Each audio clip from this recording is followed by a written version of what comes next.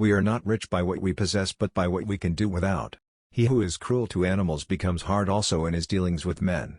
We can judge the heart of a man by his treatment of animals. Act in such a way that you treat humanity, whether in your own person or in the person of any other, never merely as a means to an end, but always at the same time as an end. I had to deny knowledge in order to make room for faith. One who makes himself a worm cannot complain afterwards if people step on him. Two things fill the mind with ever-increasing wonder and awe: the more often and the more intensely the mind of thought is drawn to them, the starry heavens above me and the moral law within me. All our knowledge begins with the senses, proceeds then to the understanding, and ends with reason.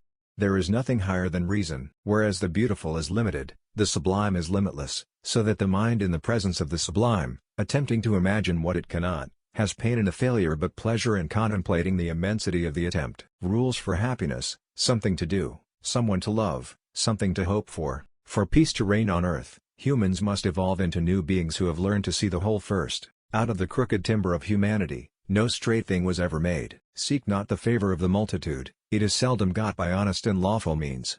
But seek the testimony of few, and number not voices, but weigh them. Genius is the ability to independently arrive at and understand concepts that would normally have to be taught by another person. The busier we are, the more acutely we feel that we live, the more conscious we are of life. The death of dogma is the birth of morality.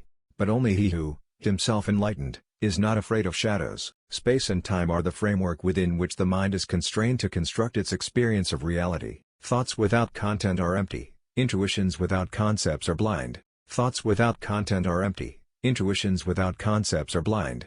Dare to know.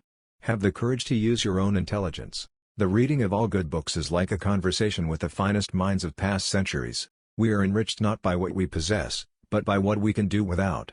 Man must be disciplined, for he is by nature raw and wild. Act only according to that maxim whereby you can at the same time will that it should become a universal law. How then is perfection to be sought? Wherein lies our hope? In education, and in nothing else.